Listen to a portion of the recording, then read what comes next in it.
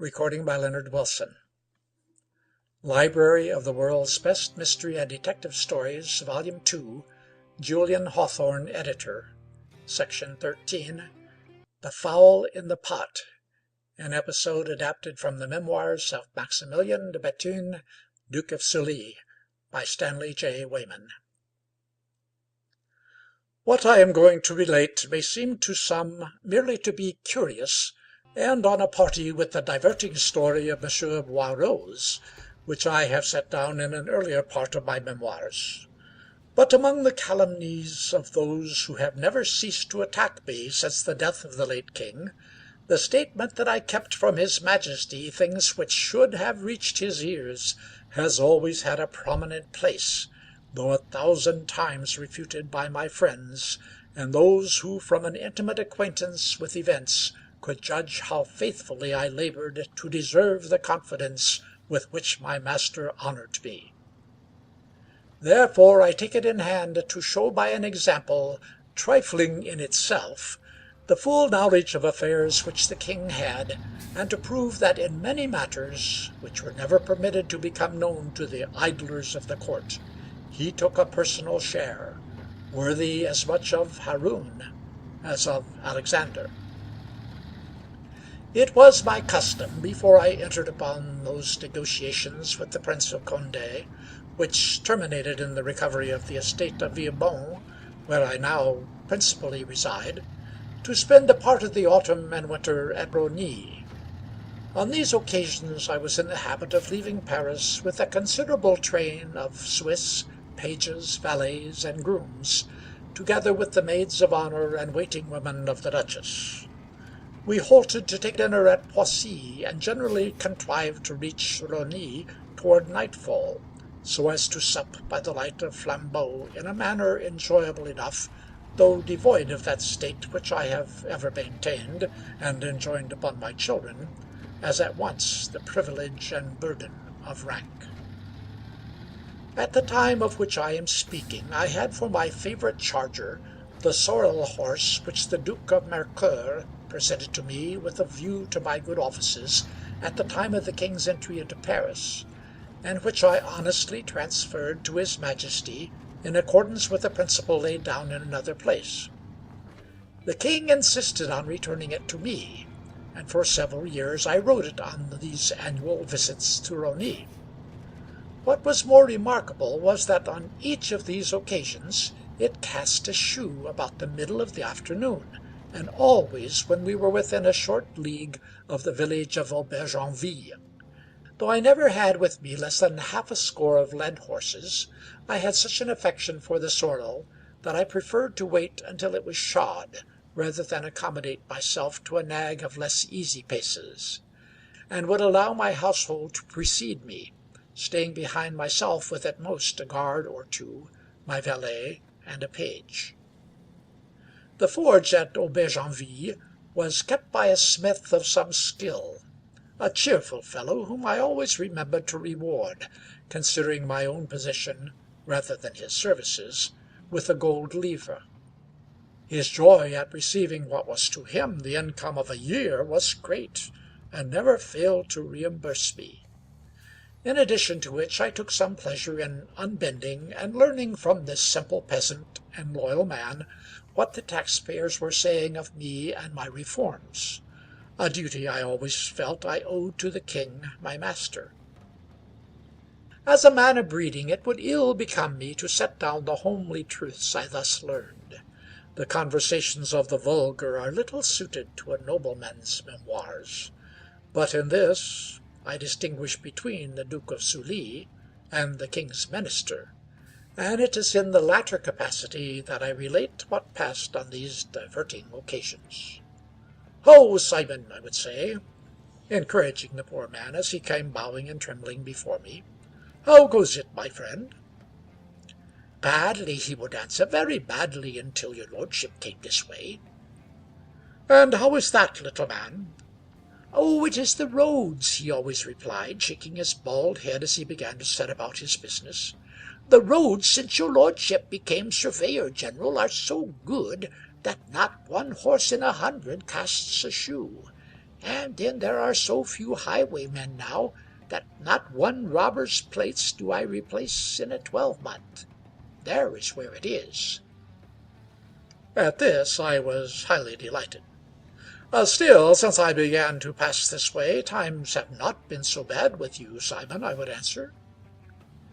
Thereto he made one invariable reply: "No, thanks to Saint Genevieve and your lordship, whom we call in this village the poor man's friend, I have a fowl in the pot." This phrase so pleased me that I repeated it to the king.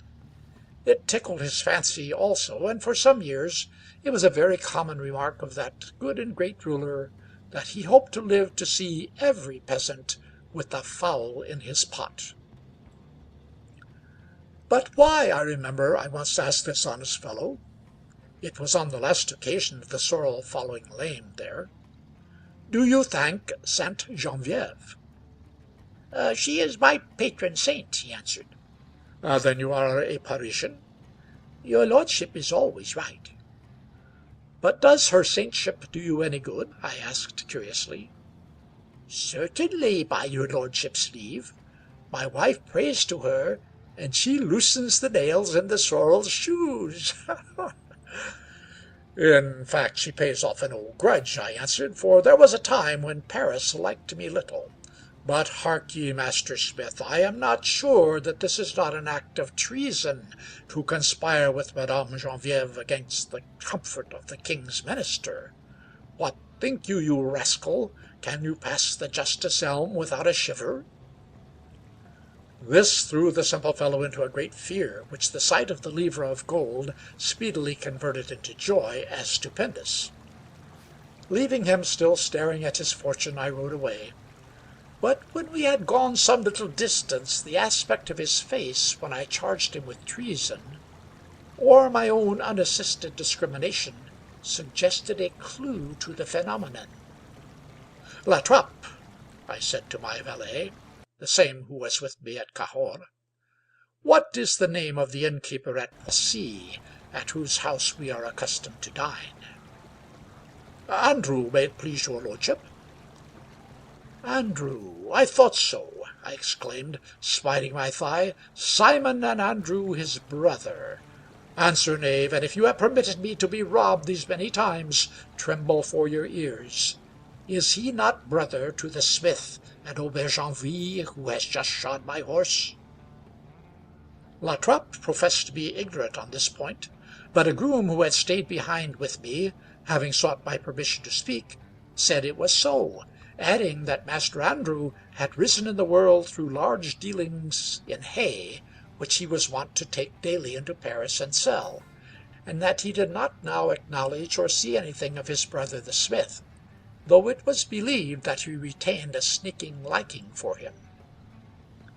On receiving this confirmation of my suspicions, my vanity as well as my sense of justice led me to act with the promptitude which I have exhibited in greater emergencies. I rated La Trappe for his carelessness of my interests in permitting this deception to be practiced on me, and the main body of my attendants being now in sight, I ordered him to take 2 Swiss and arrest both brothers without delay. It wanted yet 3 hours of sunset, and I judged that by hard riding they might reach Rosny with the prisoners before bedtime. I spent some time while still on the road in considering what punishment I should inflict on the culprits, and finally laid aside the purpose I had at first conceived of putting them to death, an infliction they had richly deserved, in favor of a plan which I thought might offer me some amusement. For the execution of this I depended upon Maignan, my equerry, who was a man of lively imagination, being the same who had of his own motion arranged and carried out the triumphal procession in which I was borne to Rosny after the battle of Ivry. Before I sat down to supper I gave him his directions, and as I had expected, news was brought to me while I was at table that the prisoners had arrived. Thereupon I informed the Duchess and the company generally, for, as was usual, a number of my country neighbors had come to compliment me on my return, that there was some sport of a rare kind on foot, and we adjourned, Magnan, followed by 4 pages bearing lights, leading the way to that end of the terrace which abuts on the Linden Avenue. Here a score of grooms, holding torches aloft, had been arranged in a circle, so that the impromptu theatre thus formed, which Magnan had ordered with much taste, was as light as in the day. On a sloping bank at one end seats had been placed for those who had supped at my table, while the rest of the company found such places of vantage as they could, their number, indeed, amounting with my household to 200 persons. In the center of the open space a small forge fire had been kindled, the red glow of which added much to the strangeness of the scene, and on the anvil beside it were ranged a number of horses' and donkeys' shoes, with a full complement of the tools used by smiths. All being ready, I gave the word to bring in the prisoners, and escorted by La Trappe and 6 of my guards, they were marched into the arena. In their pale and terrified faces and the shaking limbs, which could scarce support them to their appointed stations, I read both the consciousness of guilt and the apprehension of immediate death. It was plain that they expected nothing less. I was very willing to play with their fears, and for some time looked at them in silence, while all wondered with lively curiosity what would ensue. I then addressed them gravely, telling the innkeeper that I knew well he had loosened each year a shoe of my horse, in order that his brother might profit by the job of replacing it, and went on to reprove the smith for the ingratitude which had led him to return my bounty by the conception of so knavish a trick.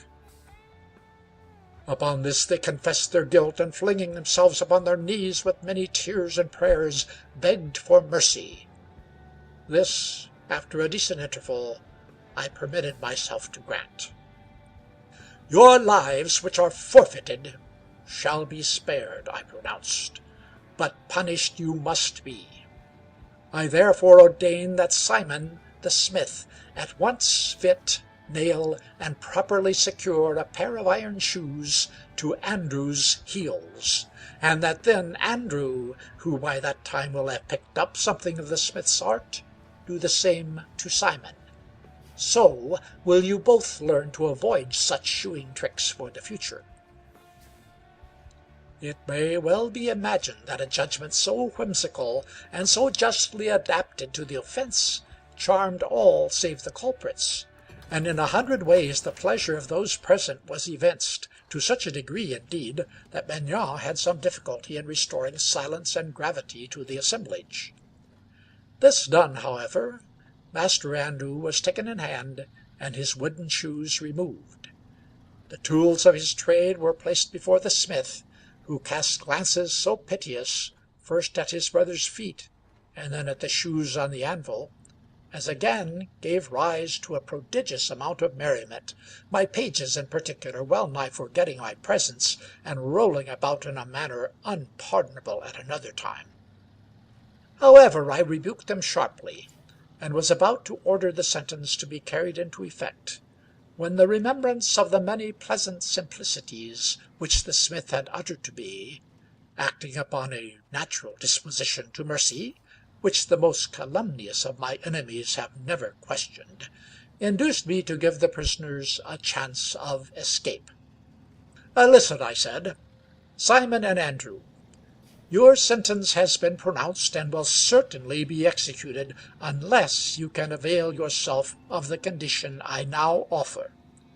You shall have 3 minutes.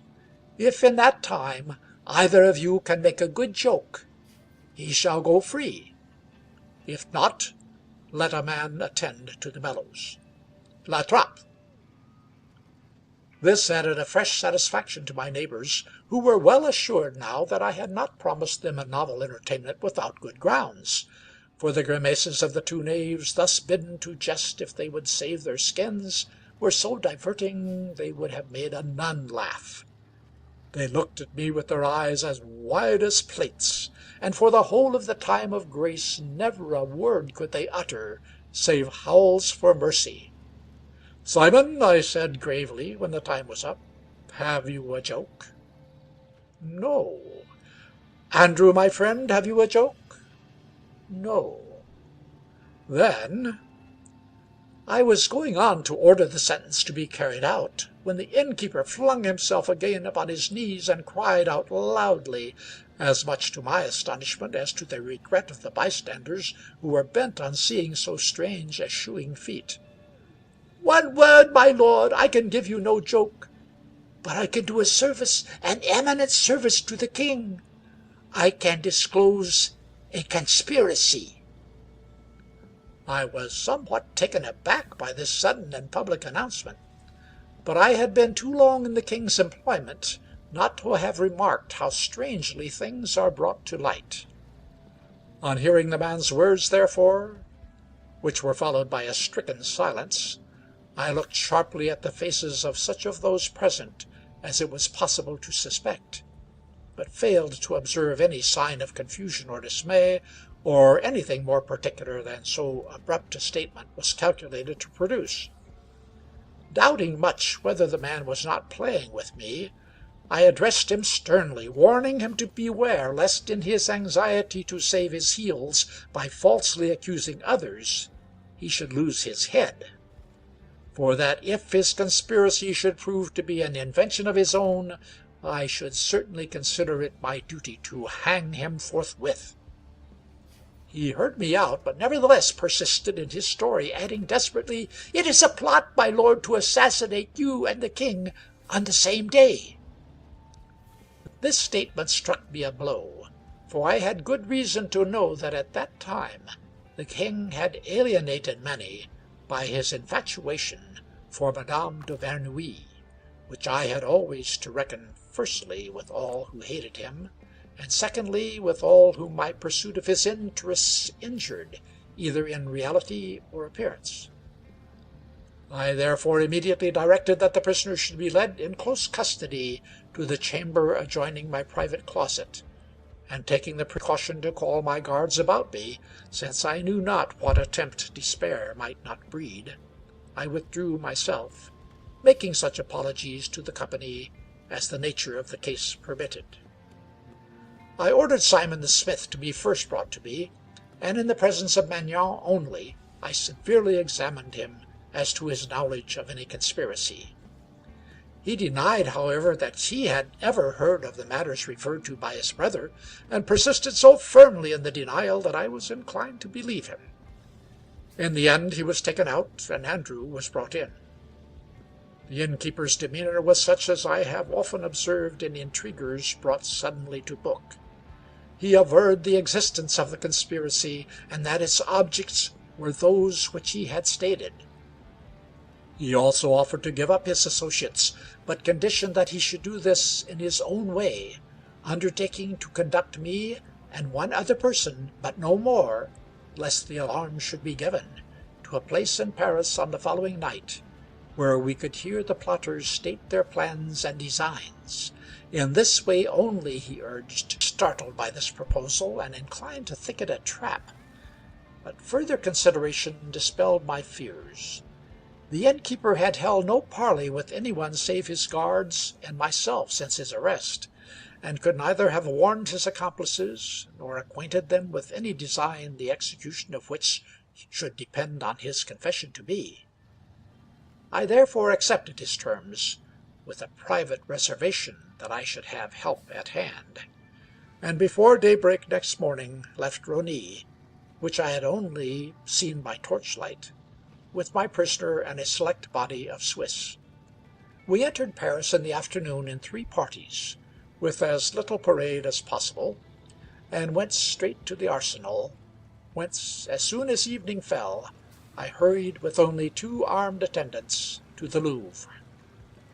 A return so sudden and unexpected was as great a surprise to the court as to the king, and I was not slow to mark with an inward smile the discomposure which appeared very clearly on the faces of several, as the crowd in the chamber fell back for me to approach my master.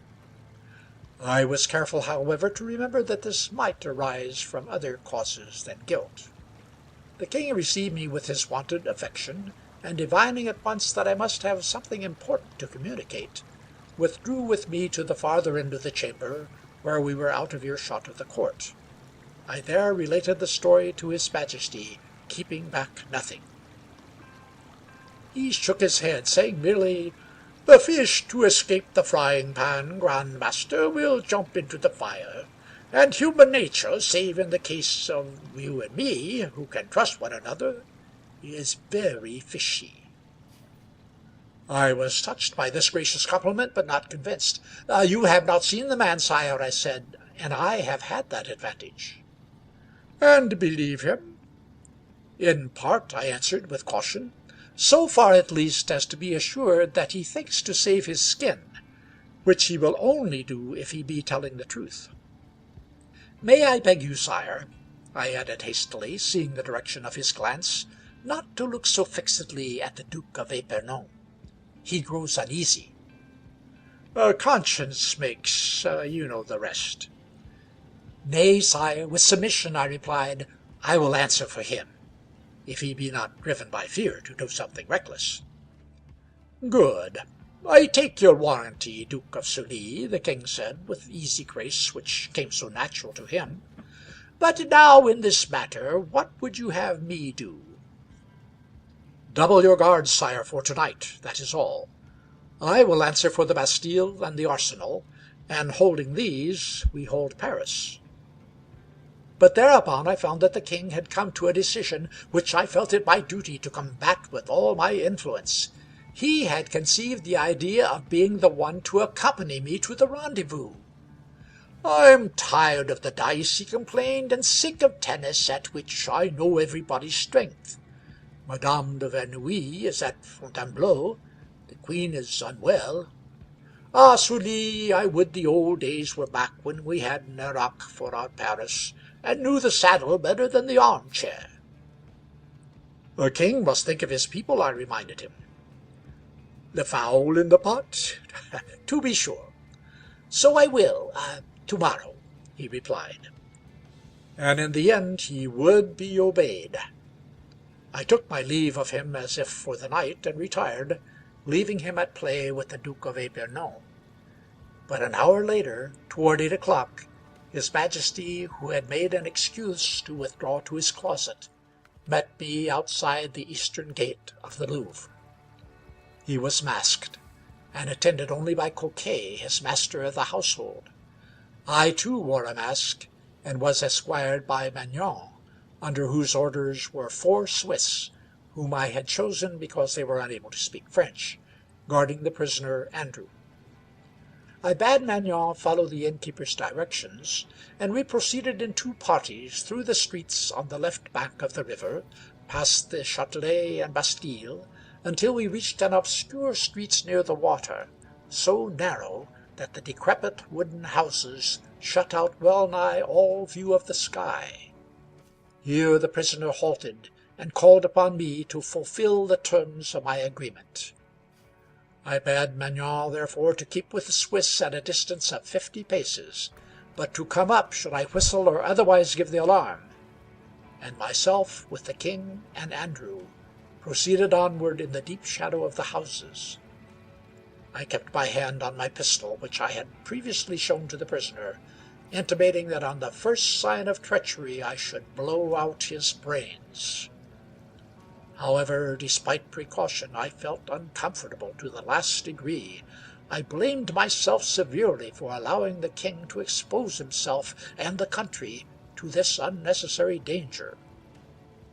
While the meanness of the locality, the fetid air, the darkness of the night, which was wet and tempestuous, and the uncertainty of the event lowered my spirits, and made every splash in the kennel and stumble on the reeking, slippery pavements, matters over which the king grew merry, seem no light troubles to me.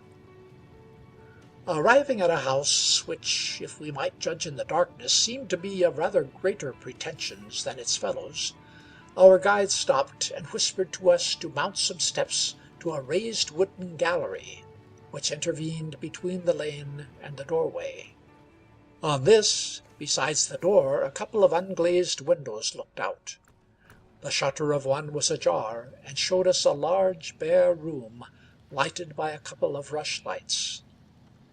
Directing us to place ourselves close to this shutter, the innkeeper knocked at the door in a peculiar fashion, and almost immediately entered, going at once into the lighted room. Peering cautiously through the window, we were surprised to find that the only person within, save the newcomer, was a young woman, who, crouching over a smoldering fire, was crooning a lullaby while she attended to a large black pot. "Good evening, mistress," said the innkeeper, advancing to the fire with a fair show of nonchalance. "Good evening, Master Andrew," the girl replied, looking up and nodding, but showing no sign of surprise at his appearance. "Martin is away, but he may return at any moment." "Is he still of the same mind?" "Quite." "And what of Sully? Is he to die, then?" he asked. "They have decided he must," the girl answered gloomily.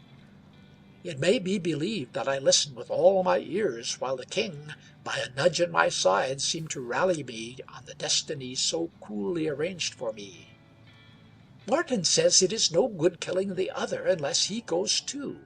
They have been so long together. But it vexes me sadly, Master Andrew," she added with a sudden break in her voice. "Sadly it vexes me. I could not sleep last night for thinking of it, and the risk Martin runs, and I shall sleep less when it is done." "Pooh, pooh," said the rascally innkeeper. "Think less about it. Things will grow worse and worse if they are let live. The king has done harm enough already, and he grows old besides." "That is true," said the girl, "and no doubt the sooner he is put out of the way the better. He has changed sadly. I do not say a word for him. Let him die. It is killing Sully that troubles me, that and the risk Martin runs." At this I took the liberty of gently touching the king. He answered by an amused grimace. Then by a motion of his hand he enjoined silence. We stooped still farther forward so as better to command the room. The girl was rocking herself to and fro in evident distress of mind. "If we killed the king," she continued, "Martin declares we should be no better off as long as Sully lives. Both or neither, he says. But I do not know. I cannot bear to think of it. It was a sad day when we brought Épernon here, Master Andrew, and one I fear we shall rue as long as we live." It was now the king's turn to be moved. He grasped my wrist so forcibly that I restrained a cry with difficulty. "Épernon!" he whispered harshly in my ear. "They are Épernon's tools. Where is your guarantee now, Rosny?"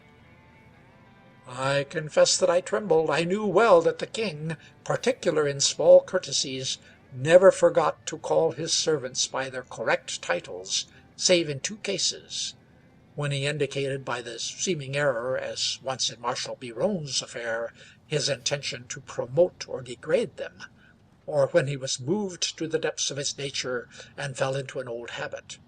I did not dare to reply, but listened greedily for more information. "When is it to be done?" asked the innkeeper, sinking his voice and glancing round, as if he would call especial attention to this. "That depends upon Master La Riviere," the girl answered. "To-morrow night, I understand, if Master La Riviere can have the stuff ready." I met the king's eyes. They shone fiercely in the faint light which, issuing from the window, fell on him. Of all things he hated treachery most, and La Riviere was his first body physician, and at this very time, as I well knew, was treating him for a slight derangement which the king had brought upon himself by his imprudence. This doctor had formerly been in the employment of the Bouillon family, who had surrendered his services to the king. Neither I nor his master had trusted the Duke of Bouillon for the last year past, so that we were not surprised by this hint that he was privy to the design. Despite our anxiety not to miss a word, an approaching step warned us at this moment to draw back. More than once before we had done so to escape the notice of a wayfarer passing up and down, but this time I had a difficulty in inducing the king to adopt the precaution. Yet it was well that I succeeded, for the person who came stumbling along toward us did not pass, but mounting the steps, walked by within touch of us and entered the house. "The plot thickens," muttered the king. "Who is this?"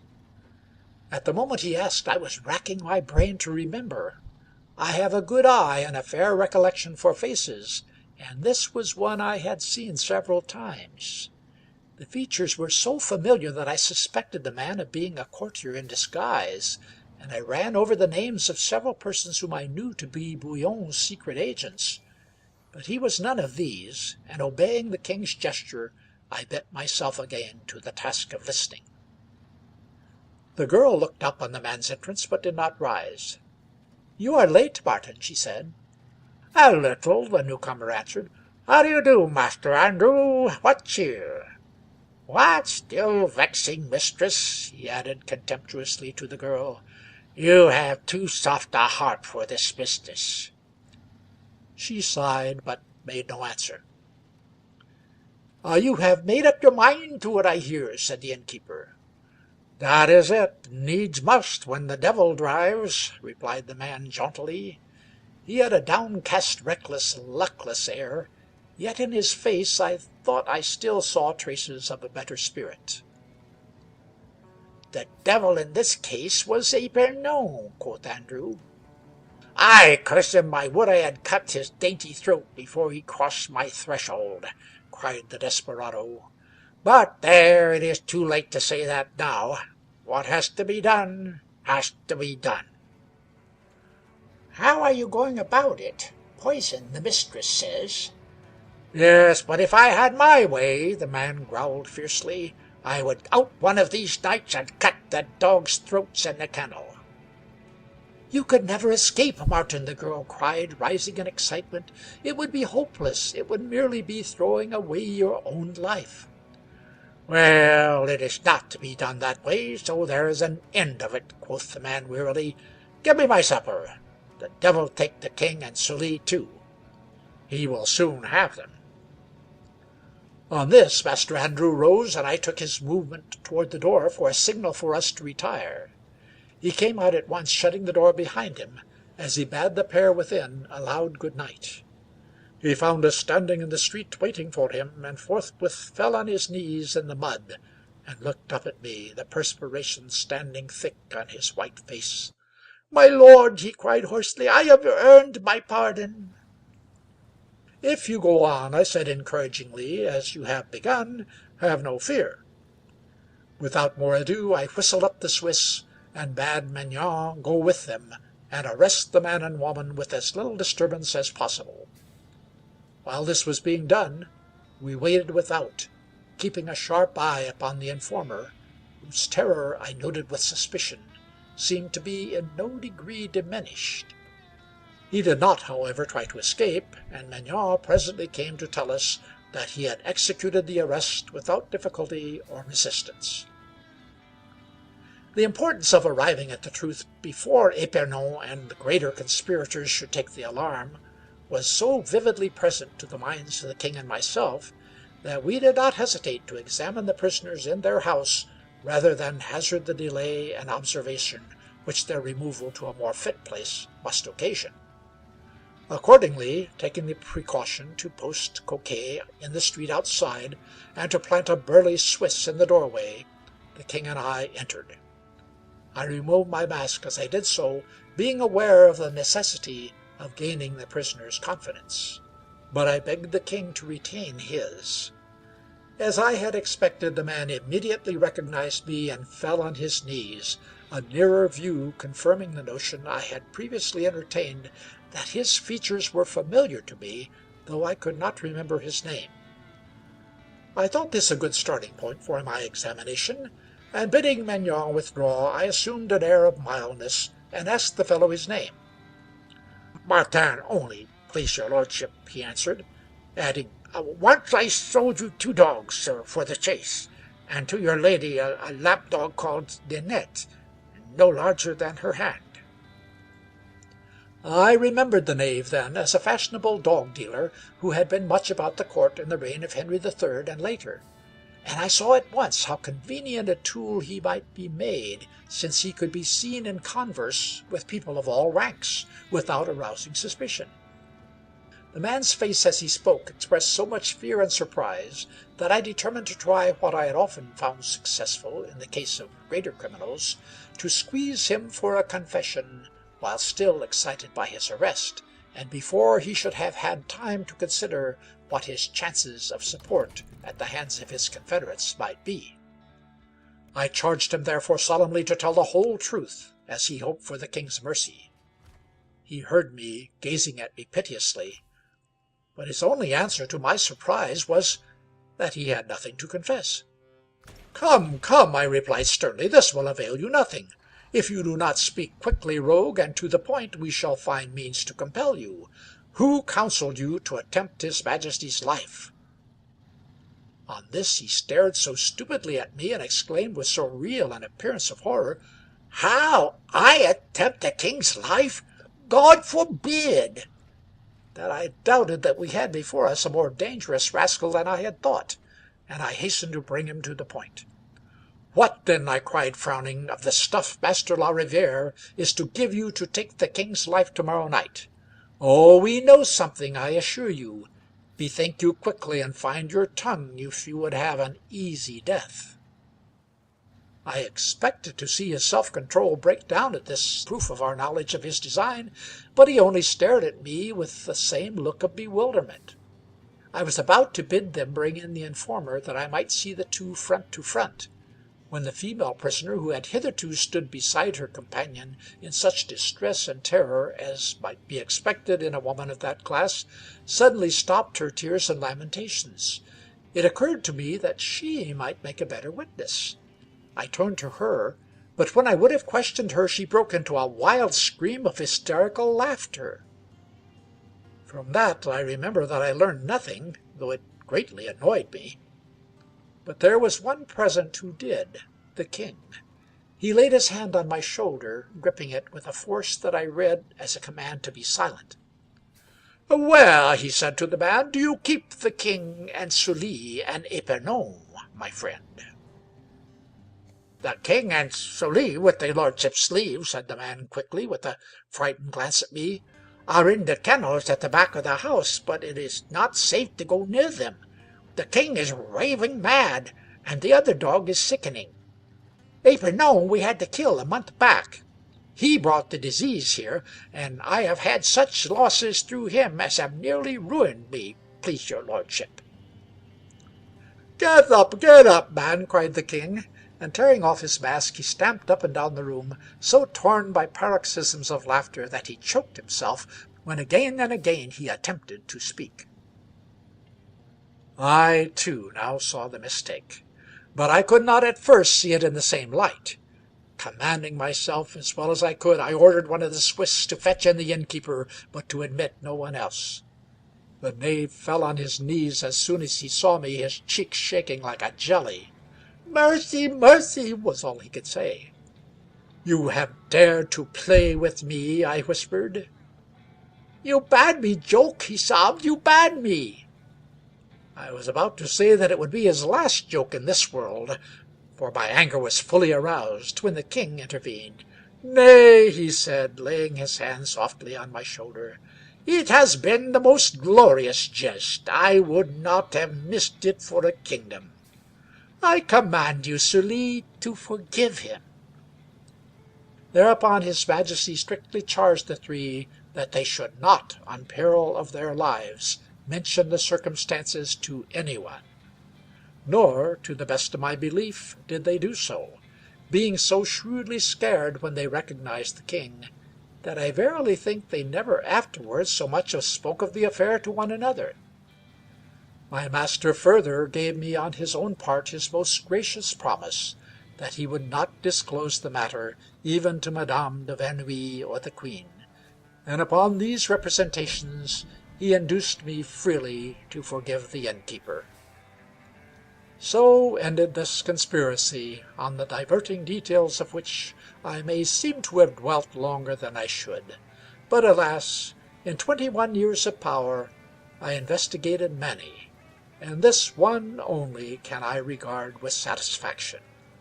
The rest were so many warnings and predictions of the fate which, despite all my care and fidelity, was in store for the great and good master I served. End of Section 13 of Library of the Best Mystery and Detective Stories, Volume 2. Recording by Leonard Wilson of Springfield, Ohio.